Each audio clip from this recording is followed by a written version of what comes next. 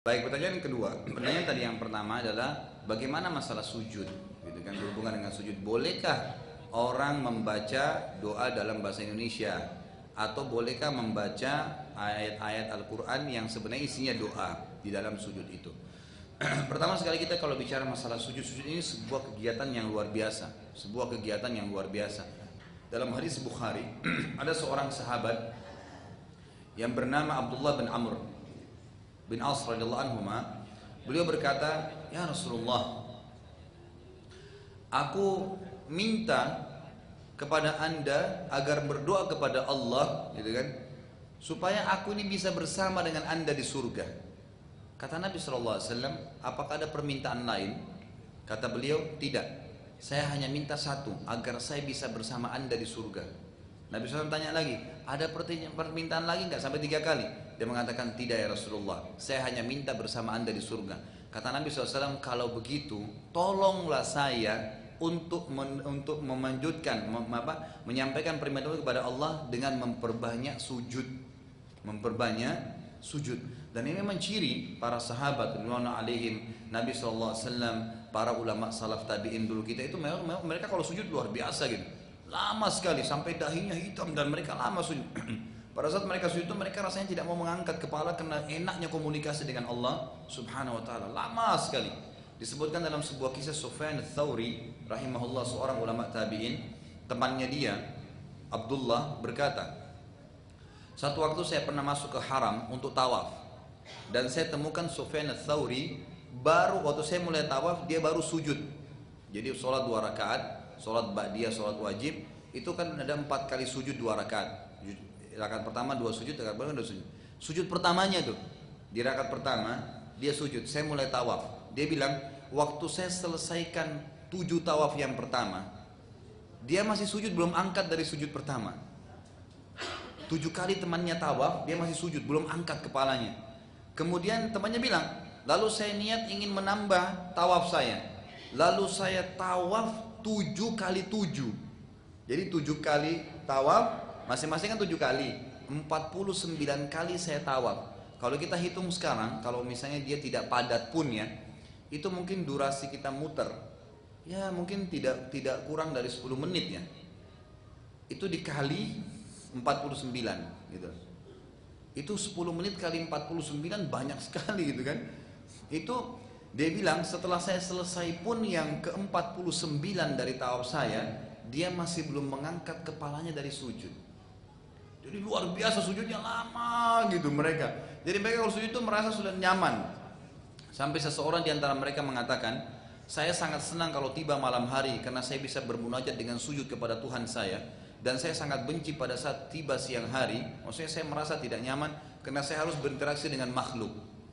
Ya, saya harus interaksi dengan manusia, dengan hewan. Kalau malam ya saya interaksi dengan Tuhan saya gitu." Baik, itu kurang lebih gambaran dulu mukaddimah. Kita masuk ke pertanyaan. Sekarang kalau saya sujud, bolehkah saya membaca bahasa Indonesia? Ada khilaf di antara ulama. Ada ulama mengatakan tidak boleh secara mutlak. Tidak boleh secara mutlak. Harus cuma membaca doa dan zikir yang diajarkan saja.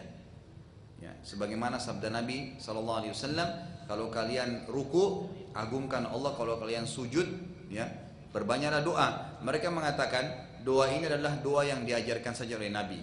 Dan sudah pernah saya kasih tahu kan, ada buku panduan kita, kumpulan doa itu ada di situ bacaan-bacaan sujud, cukup banyak di situ, mungkin ada 7-8 bacaan sujud. Ini pendapat pertama. Pendapat kedua mengatakan tidak. Pada saat Nabi SAW mengatakan ruku agungkanlah Allah dan sujud berbanyaklah doa, ini berarti terbuka. Dikasih contoh, kalau seandainya ada seseorang yang dari suku Arab, dia mengatakan dalam sujudnya sakit dia mengatakan Allahumma shfini, ya Allah sembuhinlah saya. Boleh enggak? Maka pendapat kedua mengatakan boleh saja dia mengucapkan itu. Pada saat dia mengatakan dalam sujudnya misalnya, ya Allah berikanlah hidayah orang tua saya, ya Allah sembuhinlah anak saya, ya Allah mulain urusan saya, ya Allah bayar utang saya. Sementara dia sujud, bolehkah itu? Pendapat kedua mengatakan boleh saja. Karena memang dalam sholat dasarnya itu kan ada hukum, ada hadis yang mengatakan sholat ini tidak layak dimasukkan dari perkataan, ya, selain bacaan sholat, dari perkataan manusia. Juga ada larangan untuk membaca, ya ayat-ayat Quran pada saat sujud dan ruku, cuma baca zikirnya saja gitu kan. Ini adalah larangan-larangannya. Tetapi sabda Nabi SAW tadi yang mengatakan kalau kalian sujud perbanyaklah doa, karena sangat jarang doa untuk ditolak pada saat sujud, maka ini namanya dalil yang khusus, keluar daripada dalil umum tadi yang melarang. Sama halnya tidak boleh sholat habis subuh sampai terbit matahari dan habis asar sampai terbenam matahari. Tapi kalau anda masuk masjid, ada tahiyat masjid, berarti dia terkhususkan.